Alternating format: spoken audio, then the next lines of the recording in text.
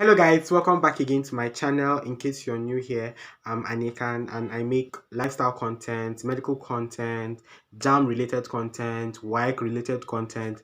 Please, this if you're having JAM, waec, neco examination, this is the channel for you. So guys, I have a JAM playlist on my channel. I've been creating a lot of videos on JAM and I'm here again with a new video. In today's video, I'm going to be telling you what to do during the JAM examination.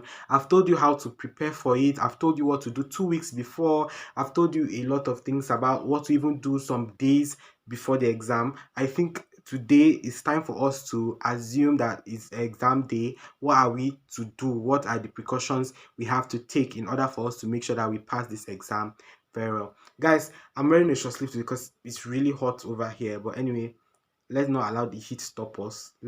I will just go straight into the video. So guys, as usual, I have it on my tablet here. I wrote down some things just in case I'm forgetting anything. I'll be able to recall. So guys, the first thing I'll advise you to do is go with your supplies. Like I said this was the one that really affected me in my second JAMB exam.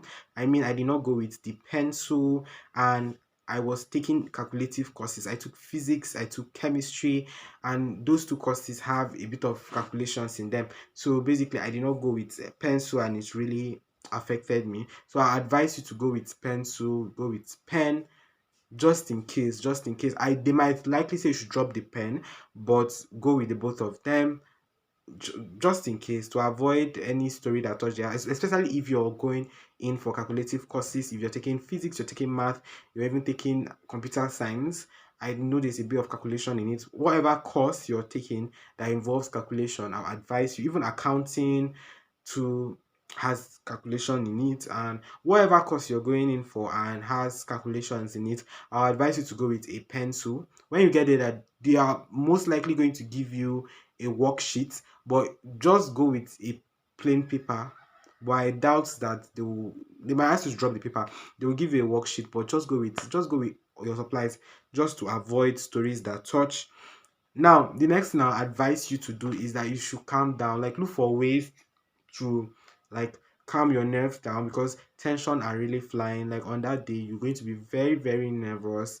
I mean, especially if this is your first time of taking the examination. I mean, even if you've been taking it like consecutively, you are still bound to be scared because it's just fear of the unknown. So I advise you to try and calm your nerves, like try and calm down. For someone like for me, I even after JAM, I still had to write CBT exams in my school, 100 level, because most of our courses for 100 level were CBT exams. I can't remember if we wrote any theoretical based, because we were too much. We are actually so much in number. So basically it's CBT. So I still had to, and our school exam for me, I feel like it's more stressful. I don't want to even go into detail because I think I have a story time on that on my channel where I talked about the worst exam I've written. I think it's somewhere on my channel. If I find it, I'm going to leave it in the description box, but you can watch that too. But anyway, back to what I was saying. Go prepared and try and calm yourself down. Like, this is not the time for you to be fretting. This is not the time for you to be scared. This is not the time for you to be, just calm yourself down. Pray. Like, that is one thing I usually do. I'm going to tell you what I do. The first thing I try and do is pray, because whenever I pray, I'm like I said, I'm a spiritual person. So whenever I pray, I am rest assured that there is someone who is watching over me and watching over this exam. So basically, I pray, then I start the exam. When I start the exam, I try to locate the easier ones, because if you should start the exam with difficult ones, I'm telling you, your discipline, your confidence will be shook. I think it will just, like, your confidence will be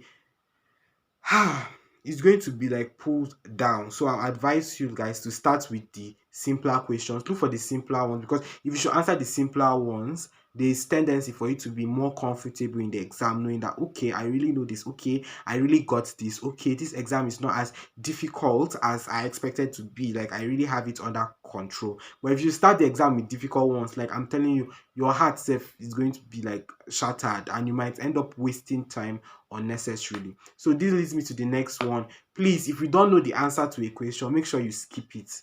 Like, if it was my other exam, I'm going to tell you that you should probably guess, then take note of the number. You can try this too, like guess, pick an option randomly, take note of the answer, just in case you're not able to come back again to review your work. You are rest assured that at least you put in an answer there. Now, some people will think that this is not important, but it is very important. What if what you're guessing is very much correct?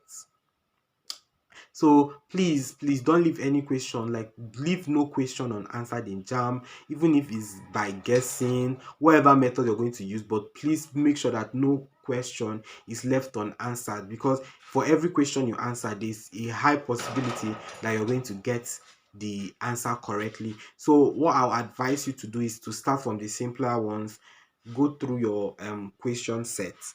Like if I'm starting from, like for me, I like to start from simpler subjects, because guys, you know that in my previous video, if you have not watched that video, I also advise you that to go watch that after watching this. In my previous video, I did talk about what to do 2 weeks before the exam, and I also emphasized that 2 weeks before the exam, you should be focusing on your strength, not necessarily on your weaknesses. So what I normally like to do is that for this kind of exam, I start with my strength, like the ones that I've put in a lot of focus in, the one that I've studied and studied and studied. That is the one that I'm going to really start the examination with. For me, it's usually biology and English language, because they are both theoretically based.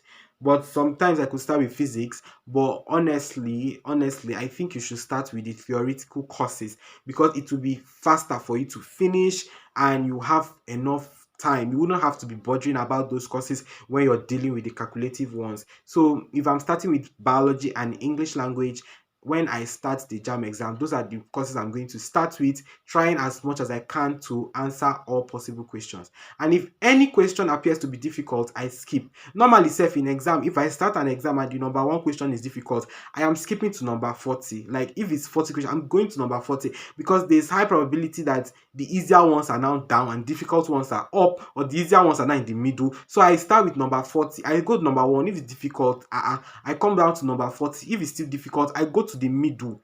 The middle, that is 20, and I start from there. Like you have to, it's not compulsory that you must answer it in any sequential order, but it is compulsory that you answer every question. So I'll advise you to start with the simpler questions, start with your strength, because it is your strength that is going to fetch you mark, not necessarily your weaknesses. So I'll advise you to start with that. Now onto the next one. I'll also advise that if you don't know how the system works, like if you don't know how to click next, like if you don't have an idea of how the whole software works in terms of getting the calculator, going next, and all of those things, I'll advise you to ask questions. Although some people will say that was what the mock was for. It was for you to actually figure out what is what on the, in terms of like the interface. But I didn't write any mock. I literally, for my first jam no mock, for my second jam no mock. So mock doesn't necessarily make a huge difference, but some people will argue that it does. But anyway, whatever works for you. But I'll advise you guys, I'll just advise you to try different jam interfaces, like test driller. Yes, test driller is one exam interface that I use, because it tends to mimic JAMB examination a lot, like in terms of interface, in terms of the calculator being up here, in terms of, it's does a great job in mimicking how JAMB interface works. So, and on YouTube, I've seen a lot of like videos on JAMB interface and how to go to the next question and how to, so you should ask those questions. And even before the JAMB exam, you should watch all those videos. When you get in there and you're confused at any point, please raise up your hands. There are a lot of invigilators around. Please ask them questions. How do you move to the next one? Ask them whatever question that you necessarily have about the interface. Take note, don't ask them, they're not going to answer your exam question. But anyway, ask them about the interface, and Yeah, don't assume that submit is next. Please, it is not. If you click submit, that is like the end of the exam for you. So please don't assume anything in terms of the interface when there are people that can answer those questions for you. So I'll advise you to make sure that you see how the interface works and like just try to understand it. So another thing I'll advise you to do is, that's it, guys. Thank you so much for watching today's episode. I didn't want the video to be so long. So guys, come back again tomorrow, same time, for a part 2 of this series. Don't forget to hit the subscribe button and the like button, guys. Thank you.